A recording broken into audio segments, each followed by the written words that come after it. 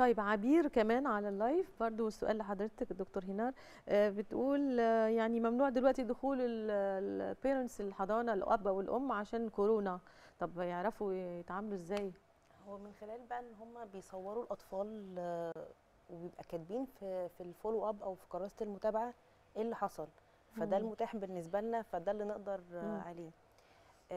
استكمالا للكلام اللي قالته دكتوره شيماء، بالنسبه اللي هي المهارات التمهيديه او مهارات ما قبل القراءه، على فكره انا عاجبني الكلام بتاعهم، انا حاسه ان احنا ماشيين في لاين واحد. طبعا طبعا. انا بخلي الطفل يمسك صلصال، يشكل صلصال عشان ايديه تبقى عضلاته الدقيقه تبدا تتحرك وتنمو وتنضج. يقفل زراير، اللي هي يرسم اللي هي الخطوط التمهيديه اللي قبل الكتابه دي، يمشي على خط، يقص بالمقص. الحاجات دي كلها استخدام ايديه نفسها او استخدام الايدين ده هو اللي بيأهله اصلا للكتابه.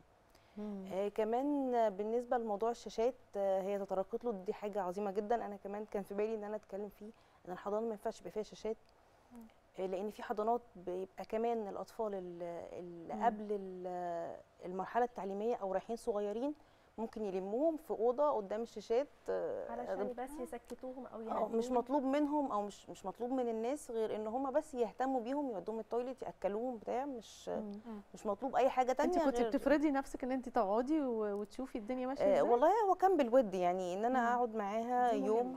كمان كانوا بيعملوا عندي في الحضانه البيرنتس داي، دي كانت حاجه جميله، ان هم يوم الام او حد من الامهات او الاباء يجي يعمل نشاط مع الاطفال كلها.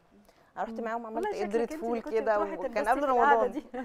بصي بتتكلم بفرح شديد، شكلها هي اللي كانت بتنبسط وبتروح جدا والله. ساعات الامهات بيحبوا اول ما يشوفوا شويه الوان وحاجات بيرجعونا للطفوله، وكل ست دايما تحسي جواها طفله كده قاعده مستنيه لقطه زي كده. احنا ساعات بنستنى البارتي لاي مناسبه علشان نفرح وننبسط.